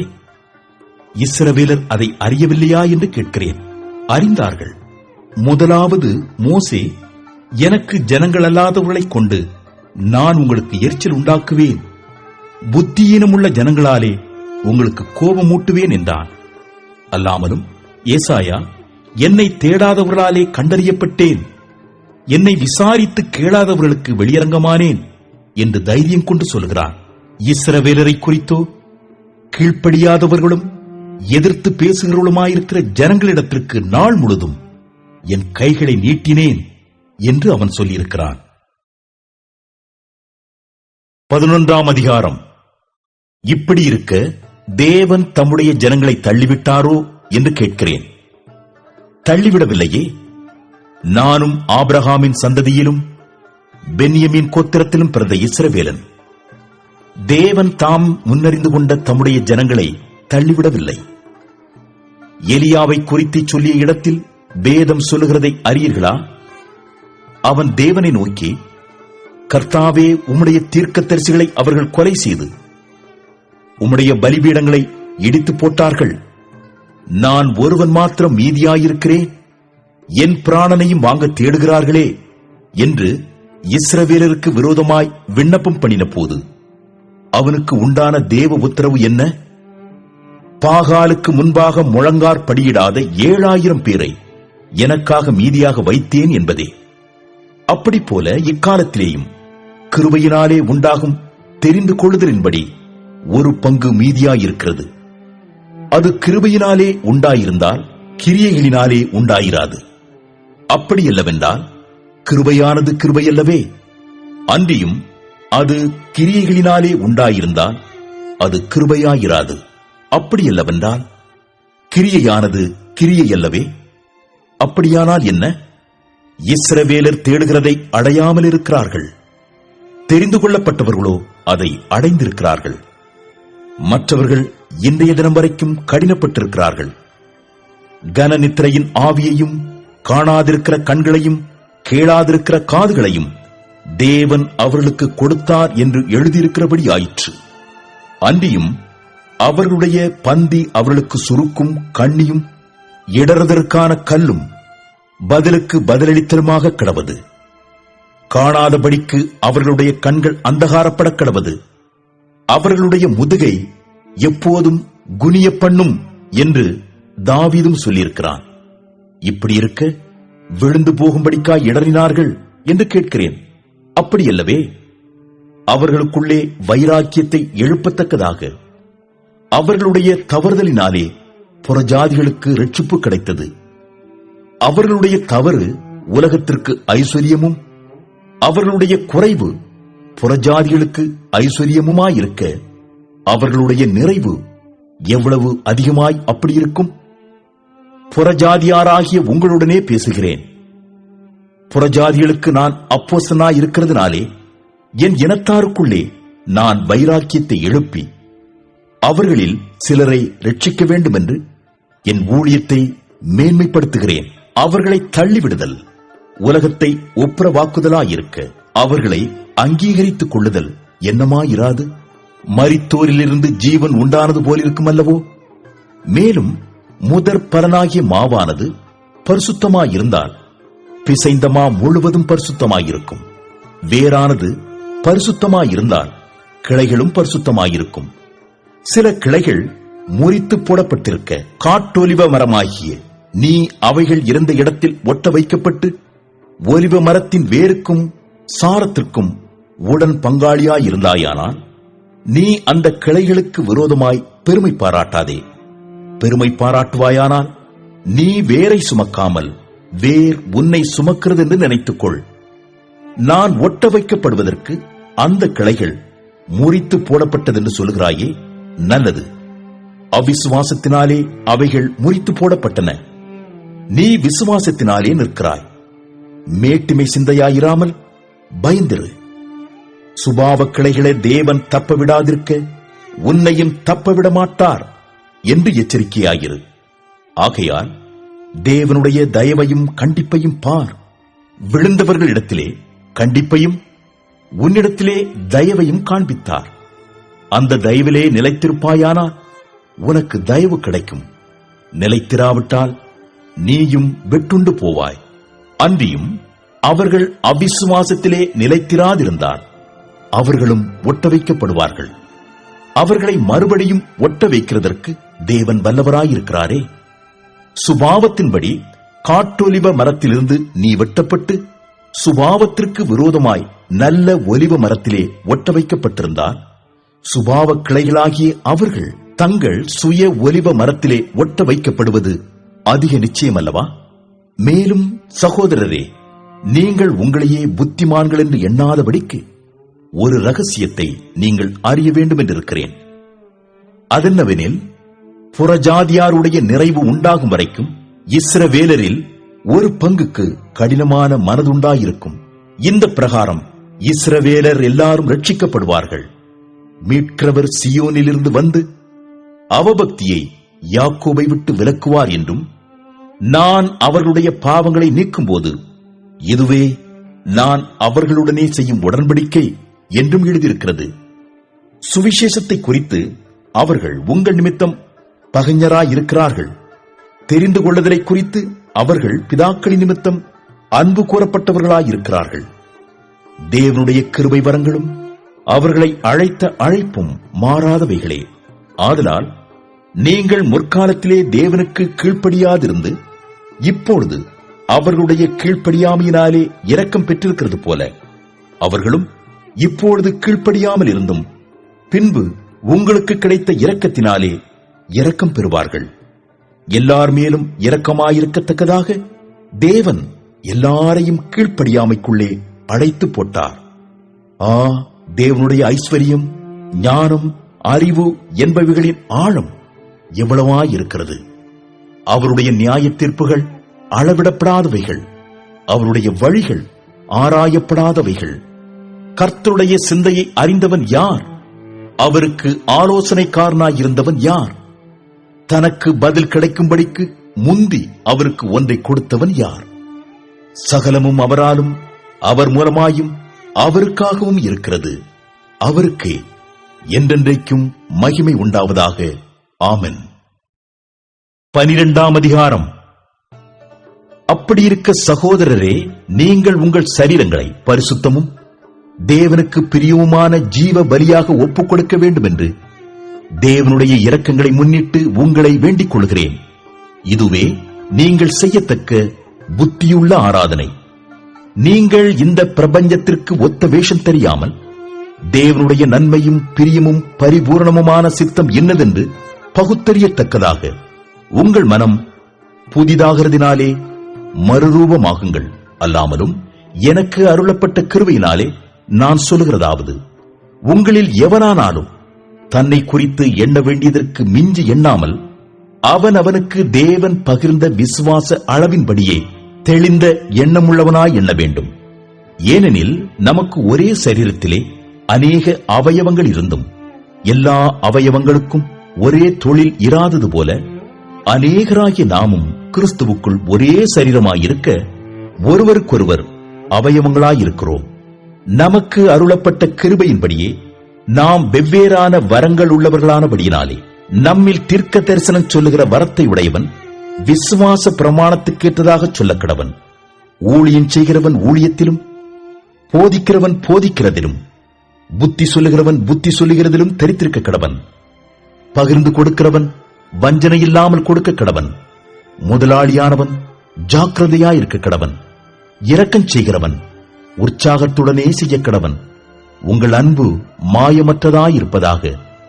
தீமையை வெறுத்து நன்மையை பற்றிக் கொண்டிருங்கள். சகோதர சிநேகத்திலே ஒருவர் மேல் ஒருவர் பட்சமாயிருங்கள். கனம் பண்ணுகிறதிலே ஒருவருக்கு ஒருவர் முந்திக் கொள்ளுங்கள். அசதியாயிராமல் ஜாக்கிரதையாயிருங்கள். ஆவியிலே அனலாயிருங்கள். கர்த்தருக்கு ஊழியம் செய்யுங்கள். நம்பிக்கையிலே சந்தோஷமாயிருங்கள். உபத்திரவத்திலே பொறுமையாயிருங்கள், ஜெபத்திலே உறுதியாய் தரித்திருங்கள். பரிசுத்தவான்களுடைய குறைவில் அவர்களுக்கு உதவி செய்யுங்கள். அந்நியரை உபசரிக்க நாடுங்கள். உங்களை துன்பப்படுத்துகிறவர்களை ஆசீர்வதியுங்கள். ஆசீர்வதிக்க வேண்டியதே என்று சபியாதிருங்கள். சந்தோஷப்படுகிறவர்களுடனே சந்தோஷப்படுங்கள், அழுகிறவர்களுடனே அழுங்கள். ஒருவரோடு ஒருவர் ஏக சிந்தை உள்ளவர்களாயிருங்கள். மேட்டிமையானவர்களை சிந்தியாமல் தாழ்மையானவர்களுக்கு இணங்குங்கள். உங்களையே புத்திமான்கள் என்று எண்ணாதிருங்கள். ஒருவனுக்கும் தீமைக்கு தீமை செய்யாதிருங்கள். எல்லா மனுஷருக்கும் முன்பாகவும் யோக்கியமானவைகளை செய்ய நாடுங்கள். கூடுமானால் உங்களால் ஆன மட்டும் எல்லா மனுஷரோடும் சமாதானமாயிருங்கள். பிரியமானவர்களே, பழி வாங்குதல் எனக்குரியது, நானே பதில் செய்வேன் என்று கர்த்தர் சொல்லுகிறார் என்று எழுதியிருக்கிறபடியால் நீங்கள் பழி வாங்காமல் கோபாக்கினைக்கு இடம் கொடுங்கள். அன்றியும் உன் சத்துரு பசியாயிருந்தால் அவனுக்கு போஜனம் கொடு, அவன் தாகமாயிருந்தால் அவனுக்கு பானம் கொடு. நீ இப்படி செய்வதனால் அக்கினி தழலை அவன் தலையின் மேல் குவிப்பாய். நீ தீமையினாலே வெல்லப்படாமல் தீமையை நன்மையினாலே வெல்லு. 13ஆம் அதிகாரம். எந்த மனுஷனும் மேலான அதிகாரம் உள்ளவர்களுக்கு கீழ்ப்படிய கடவன். ஏனென்றால் தேவனாலே அன்றி ஒரு அதிகாரமும் இல்லை. உண்டாயிருக்கிற அதிகாரங்கள் தேவனாலே நியமிக்கப்பட்டிருக்கிறது. ஆதலால் அதிகாரத்திற்கு எதிர்த்து நிற்கிறவன் தேவனுடைய நியமத்திற்கு எதிர்த்து நிற்கிறான். அப்படி எதிர்த்து நிற்கிறவர்கள் தங்களுக்கு தாங்களே ஆக்கினையை வருவித்துக் கொள்கிறார்கள். மேலும் அதிகாரிகள் நற்கிரியைகளுக்கு அல்ல, துர்க்கிரியைகளுக்கே பயங்கரமாயிருக்கிறார்கள். ஆகையால் நீ அதிகாரத்திற்கு பயப்படாதிருக்க வேண்டுமானால் நன்மை செய்ய, அதனால் உனக்கு புகழ்ச்சி உண்டாகும். உனக்கு நன்மை உண்டாகும் பொருட்டு அவன் தேவ ஊழியக்காரனாயிருக்கிறான். நீ தீமை செய்தால் பயந்திரு, பட்டயத்தை அவன் விருதாவாய் பிடித்திருக்கவில்லை. தீமை செய்கிறவன் மேல் கோபாக்கினை வரப்பண்ணும்படி அவன் நீதியை செலுத்துகிற தேவ ஊழியக்காரனாயிருக்கிறானே. ஆகையால் நீங்கள் கோபாக்கினை நிமித்தம் மாத்திரமல்ல, மனச்சாட்சி நிமித்தமும் கீழ்ப்படிய வேண்டும். இதற்காகவே நீங்கள் வரியையும் கொடுக்கிறீர்கள். அவர்கள் இந்த வேலையை பார்த்து வருகிற தேவ ஊழியக்காரராயிருக்கிறார்களே. ஆகையால் யாவருக்கும் செலுத்த வேண்டிய கடமைகளை செலுத்துங்கள். எவனுக்கு வரியை செலுத்த வேண்டியதோ அவனுக்கு வரியையும், எவனுக்கு தீர்வையை செலுத்த வேண்டியதோ அவனுக்கு தீர்வையையும் செலுத்துங்கள். எவனுக்கு பயப்பட வேண்டியதோ அவனுக்கு பயப்படுங்கள். எவனை கனம் பண்ண வேண்டியதோ அவனை கனம் பண்ணுங்கள். ஒருவரிடத்தில் ஒருவர் அன்பு கூறுகிற கடனே அல்லாமல் மற்றொன்றிலும் ஒருவனுக்கும் கடன்படாதிருங்கள். பிறனிடத்தில் அன்பு கூறுகிறவன் நியாயப்பிரமாணத்தை நிறைவேற்றுகிறான். எப்படி என்றால், விபச்சாரம் செய்யாதிருப்பாயாக, கொலை செய்யாதிருப்பாயாக, களவு செய்யாதிருப்பாயாக, பொய்ச்சாட்சி சொல்லாதிருப்பாயாக, இச்சியாதிருப்பாயாக என்கிற இந்த கற்பனைகளும் வேறே எந்த கற்பனையும் உன்னிடத்தில் நீ அன்பு கூறுவது போல பிறனிடத்திலும் அன்பு கூறுவாயாக என்கிற ஒரே வார்த்தையிலே தொகையாய் அடங்கியிருக்கிறது. அன்பானது பிறனுக்கு பொல்லாங்கு செய்யாது. ஆதலால் அன்பு நியாய பிரமாணத்தின் நிறைவேறுதலாயிருக்கிறது. நித்திரையை விட்டு எழுந்திருக்கத்தக்க வேளையாயிற்றென்று நாம் காலத்தை அறிந்தவர்களாய் இப்படி நடக்க வேண்டும். நாம் விசுவாசிகளான போது இரட்சிப்பு சமீபமாயிருந்ததை பார்க்கிலும் இப்பொழுது அது நமக்கு அதிக சமீபமாயிருக்கிறது. இரவு சென்று போயிற்று, பகல் சமீபமாயிற்று. ஆகையால் அந்தகாரத்தின் கிரியைகளை நாம் தள்ளிவிட்டு ஒளியின் ஆயுதங்களை தரித்துக் கொள்ள கடவோம். களியாட்டும் வெறியும் வேசித்தனமும் காம விகாரமும் வாக்குவாதமும் பொறாமையும் உள்ளவர்களாய் நடவாமல் பகலிலே நடக்கிறவர்களைப் போல சீராய் நடக்க கடவோம். துர்யிச்சைகளுக்கு இடமாக உடலை பேணாமல் இருந்து கர்த்தராகிய இயேசு கிறிஸ்துவை தரித்துக் கொள்ளுங்கள். 14ஆம் அதிகாரம். விசுவாசத்தில் பலவீனம் உள்ளவனை சேர்த்துக் கொள்ளுங்கள். ஆனாலும் அவனுடைய மன ஐயங்களை குற்றமாய் நிர்ணயிக்காமல் இருங்கள். ஒருவன் எந்த பதார்த்தத்தையும் புசிக்கலாம் என்று நம்புகிறான். பலவீனனோ மரக்கறிகளை மாத்திரம் புசிக்கிறான்.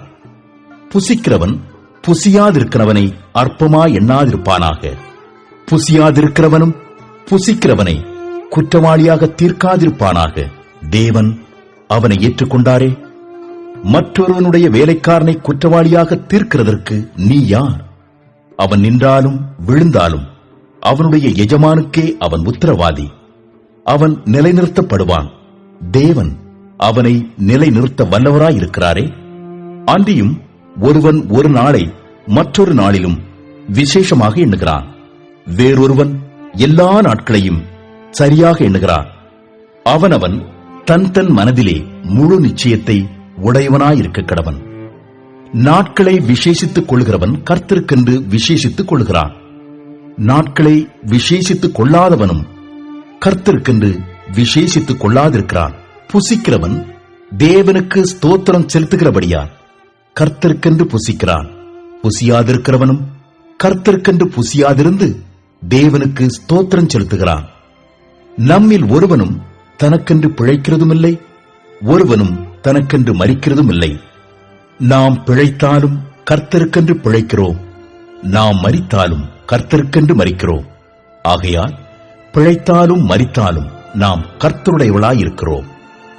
கிறிஸ்துவும் மரித்தோர் மேலும் ஜீவனுள்ளோர் மேலும் ஆண்டவராயிருக்கும் பொருட்டு மரித்தும் எழுந்தும் பிழைத்தும் இருக்கிறார். இப்படி இருக்க நீ உன் சகோதரனை குற்றவாளி என்று தீர்க்கிறதென்ன? நீ உன் சகோதரனை அற்பமாய் எண்ணுகிறதென்ன? நாம் எல்லாரும் கிறிஸ்துவனுடைய நியாயாசனத்திற்கு முன்பாக நிற்போமே. அந்தப்படி முழங்கால் யாவும் எனக்கு முன்பாக முடங்கும், நாவு யாவும் தேவனை அறிக்கை பண்ணும் என்று என் ஜீவனை கொண்டு உரைக்கிறேன் என்பதாய் கர்த்தர் சொல்லுகிறார் என்று எழுதியிருக்கிறது. ஆதலால் நம்மில் ஒவ்வொருவனும் தன்னை குறித்து தேவனுக்கு கணக்கு ஒப்புவிப்பான். இப்படி இருக்க நாம் இனிமேல் ஒருவரையொருவர் குற்றவாளிகள் என்று தீர்க்காதிருப்போமாக. ஒருவனும் தன் சகோதரனுக்கு முன்பாக தடுக்கலையும் இடரலையும் போடலாகாதென்றே தீர்மானித்துக் கொள்ளுங்கள். ஒரு பொருளும் தன்னிலே தீட்டுள்ளதல்லவென்று கர்த்தராகிய இயேசுவுக்குள் அறிந்து நிச்சயித்திருக்கிறேன். ஒரு பொருளை தீட்டுள்ளதென்று எண்ணிக்கொள்ளுகிறவன் எவனோ அவனுக்கு அது தீட்டுள்ளதாயிருக்கும். போஜனத்தினாலே உன் சகோதரனுக்கு விசனம் உண்டாக்கினால் நீ அன்பாய் நடக்கிறவன் அல்ல. அவனை உன் போஜனத்தினாலே கெடுக்காதே. கிறிஸ்து அவனுக்காக மரித்தாரே. உங்கள் நன்மை தூஷிக்கப்பட இடம் கூடாதிருங்கள். தேவனுடைய ராஜ்யம் புசிப்பும் குடிப்பும் அல்ல, அது நீதியும் சமாதானமும் பரிசுத்த ஆவியினால் உண்டாகும் சந்தோஷமுமாயிருக்கிறது. இவைகளிலே கிறிஸ்துவுக்கு ஊழியம் செய்கிறவன் தேவனுக்கு பிரியனும் மனுஷரால் அங்கீகரிக்கப்பட்டவனுமாயிருக்கிறான். ஆனபடியால் சமாதானத்துக்கு அடுத்தவைகளையும் அந்யோனிய பக்தி விருத்தி உண்டாக்கத்தக்கவைகளையும் நாடக்கிடவோம். போஜனத்து நிமித்தம் தேவனுடைய கிரியையை அழித்து போடாதே. எந்த பதார்த்தமும் சுத்தமுள்ளதுதான், ஆனாலும் இடரலுண்டாக புசிக்கிறவனுக்கு அது தீமையாயிருக்கும். மாம்சம் புசிக்கிறதும் மதுமானம் பண்ணுகிறதும் மற்ற எதையாகிலும் செய்கிறதும் உன் சகோதரன் இடர்கிறதற்காவது தவறுகிறதற்காவது பலவீனப்படுகிறதற்காவது ஏதுவாயிருந்தால் அவைகளில் ஒன்றையும் செய்யாமல் இருப்பதே நன்மையாயிருக்கும். உனக்கு விசுவாசம் இருந்தால் அது தேவனுக்கு முன்பாக உன் மட்டும் இருக்கட்டும். நல்லதென்று நிச்சயித்த காரியத்தில் தன்னை குற்றவாளியாக்காதவன் பாக்கியவான். ஒருவன் சமுசெய்யப்படுகிறவனாய் புசித்தால் அவன் விசுவாசம் இல்லாமல் புசிக்கிறபடியினால் ஆக்கினைக்குள்ளாக தீர்க்கப்படுகிறான். விசுவாசத்தினாலே வராத யாவும் பாவமே. 15ஆம் அதிகாரம். அன்றியும் பலமுள்ளவர்களாகிய நாம் நமக்கே பிரியமாய் நடவாமல் பலவீனருடைய பலவீனங்களை தாங்க வேண்டும். நம்மில் ஒவ்வொருவனும் பிறனுடைய பக்தி விருத்திக்கேதுவான நன்மை உண்டாகும்படி அவனுக்கு பிரியமாய் நடக்க கடவன். கிறிஸ்துவும் தமக்கே பிரியமாய் நடவாமல் உம்மை நிந்திக்கிறவர்களுடைய நிந்தைகள் என்மேல் விழுந்தது என்று எழுதியிருக்கிறபடியே நடந்தார். தேவ வசனத்தினால் உண்டாகும் பொறுமையினாலும் ஆறுதலினாலும் நாம் நம்பிக்கை உள்ளவர்களாகும்படிக்கு முன்பு எழுதியிருக்கிறவைகளெல்லாம் நமக்கு போதனையாக எழுதியிருக்கிறது. நீங்கள் ஒருமனப்பட்டு நம்முடைய கர்த்தராகிய இயேசு கிறிஸ்துவின் பிதாவாகிய தேவனை ஒரே வாயினால் மகிமைப்படுத்தும்படிக்கு பொறுமையையும் ஆறுதலையும் அளிக்கும் தேவன் கிறிஸ்து இயேசுவினுடைய மாதிரியின்படியே நீங்கள் ஏக சிந்தை உள்ளவர்களாயிருக்கும்படி உங்களுக்கு அனுக்கிரகம் செய்வாராக. ஆதலால் தேவனுக்கு மகிமை உண்டாக கிறிஸ்து நம்மை ஏற்றுக்கொண்டது போல நீங்களும் ஒருவரையொருவர் ஏற்றுக்கொள்ளுங்கள். மேலும் பிதாக்களுக்கு பண்ணப்பட்ட வாக்குத்தத்தங்களை உறுதியாக்கும்படிக்கு தேவனுடைய சத்தியத்தின் நிமித்தம் இயேசு கிறிஸ்து விருத்த சேதனம் உள்ளவர்களுக்கு ஊழியக்காரரானார் என்றும் புறஜாதியாரும் இரக்கம் பெற்றது நிமித்தம் தேவனை மகிமைப்படுத்துகிறார்கள் என்றும் சொல்லுகிறேன்.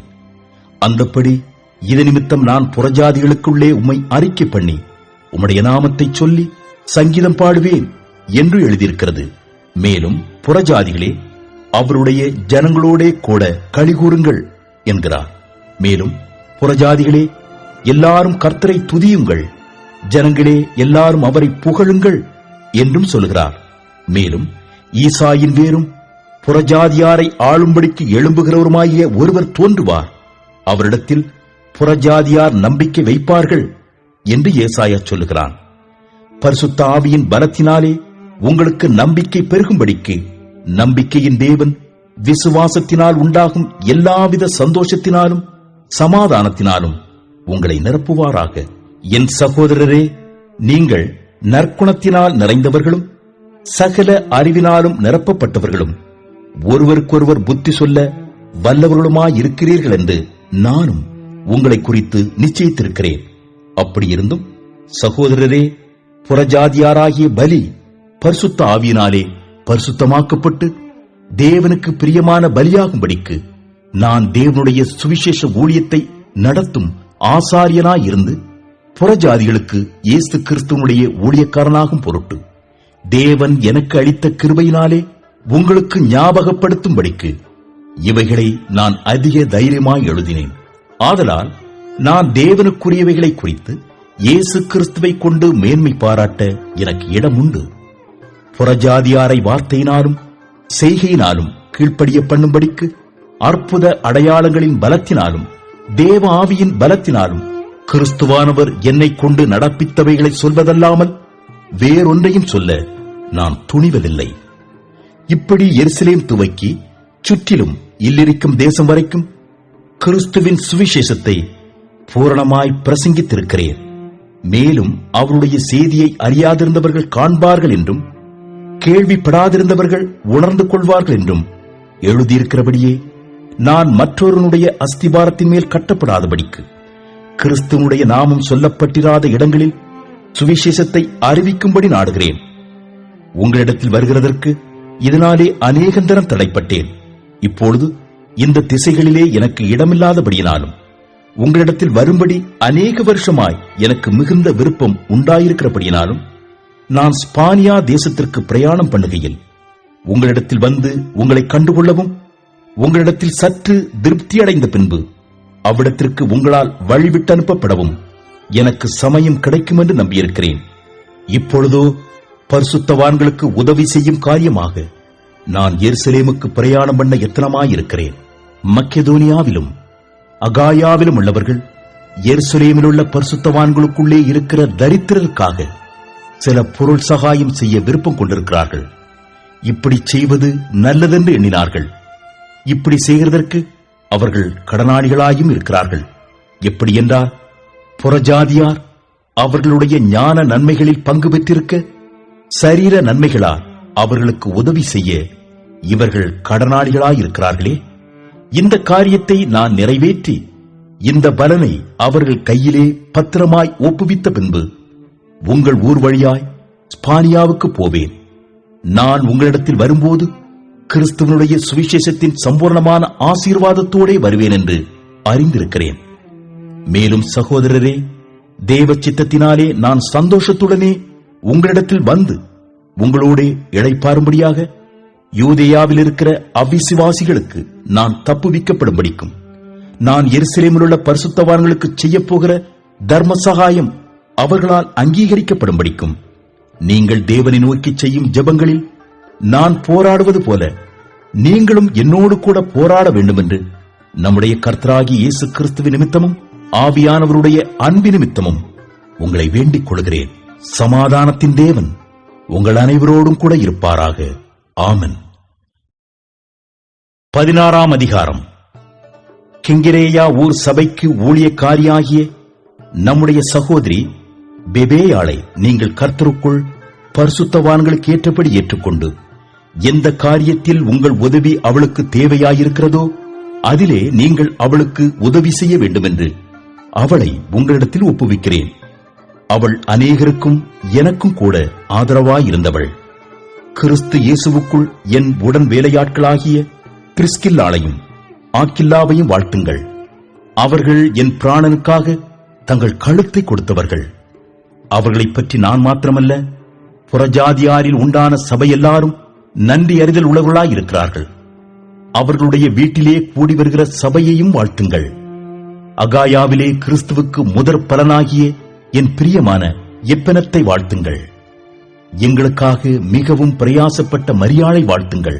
அப்போஸ்தலருக்குள் பெயர் பெற்றவர்களும் எனக்கு முந்தி கிறிஸ்துவுக்குள்ளானவர்களும் என் இனத்தாரும் என்னுடனே கூட காவலில் கட்டுண்டவர்களுமாயிருக்கிற அன்டோனிக்கையும் யூனியாவையும் வாழ்த்துங்கள். கர்த்தருக்குள் எனக்கு பிரியமான அம்பிலியாவை வாழ்த்துங்கள்.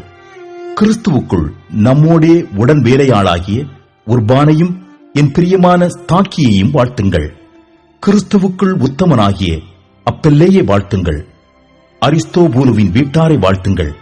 என் இனத்தானாகிய ஏரோதியோனை வாழ்த்துங்கள். நர்கீசுவின் வீட்டாரில் கர்த்தருக்குட்பட்டவர்களை வாழ்த்துங்கள். கர்த்தருக்குள் பிரயாசப்படுகிற திரிபியனாளையும் திரிபோசாளையும் வாழ்த்துங்கள். கர்த்தருக்குள் மிகவும் பிரயாசப்பட்ட பிரியமான பெர்சியாளை வாழ்த்துங்கள். கர்த்தருக்குள் தெரிந்து கொள்ளப்பட்ட ரூபையும் எனக்கும் தாயாகிய அவனுடைய தாயையும் வாழ்த்துங்கள். அசிங்கிரீத்துவையும் பிலேகோனையும் எர்மாவையும் பத்திரோபாவையும் எர்மேயையும் அவர்களோடு இருக்கிற சகோதரரையும் வாழ்த்துங்கள். பிலோலோகையும் யூலியாளையும் நேரையையும் அவனுடைய சகோதரியையும் ஒலிம்பாவையும் அவர்களோடு இருக்கிற பரிசுத்தவான்கள் எல்லாரையும் வாழ்த்துங்கள். ஒருவரையொருவர் பரிசுத்த முத்தத்தோடையே வாழ்த்துங்கள். கிறிஸ்துவின் சபையார் உங்களை வாழ்த்துகிறார்கள். அன்றியும் சகோதரரே, நீங்கள் கற்றுக்கொண்ட உபதேசத்திற்கு விரோதமாய் பிரிவினைகளையும் இடரல்களையும் உண்டாக்குகிறவர்களை குறித்து எச்சரிக்கையாயிருந்து அவர்களை விட்டு விலக வேண்டும் என்று உங்களுக்கு புத்தி சொல்லுகிறேன். அப்படிப்பட்டவர்கள் நம்முடைய கர்த்தராகிய இயேசு கிறிஸ்துவுக்கு ஊழியம் செய்யாமல் தங்கள் வயிற்றுக்கே ஊழியம் செய்து நயவசனிப்பினாலும் இச்சக பேச்சினாலும் கபடில்லாதவர்களுடைய இருதயங்களை வஞ்சிக்கிறவர்களாயிருக்கிறார்கள். உங்கள் கீழ்ப்படிதல் யாவருக்கும் தெரிய வந்திருக்கிறது. ஆகையால் உங்களை குறித்து சந்தோஷப்படுகிறேன். ஆனாலும் நீங்கள் நன்மைக்கு ஞானிகளும் தீமைக்கு பேதைகளுமாய் இருக்க வேண்டும் என்று விரும்புகிறேன். சமாதானத்தின் தேவன் சீக்கிரமாய் சாத்தானை உங்கள் கால்களின் கீழே நசுக்கி போடுவார். நம்முடைய கர்த்தராகிய இயேசு கிறிஸ்துவனுடைய கிருபை உங்களுடனே கூட இருப்பதாக. ஆமென். என் உடன் வேலையாளாகிய தீமோத்தேயும் என் இனத்தாராகிய லூகியும் யாசோனும் சொசிபத்தரும் உங்களை வாழ்த்துகிறார்கள். இந்த நிருபத்தை எழுதின தெர்தியுவாகிய நான் கர்த்தருக்குள் உங்களை வாழ்த்துகிறேன். என்னையும் சபை அனைத்தையும் உபசரித்து வருகிற காயு உங்களை வாழ்த்துகிறான். பட்டணத்து உக்ரானக்காரனாகிய எரஸ்தும் சகோதரனாகிய குவர்த்தும் உங்களை வாழ்த்துகிறார்கள். நம்முடைய கர்த்தராகிய இயேசு கிறிஸ்துவனுடைய கிருபை உங்கள் அனைவரோடும் கூட இருப்பதாக. ஆமென்.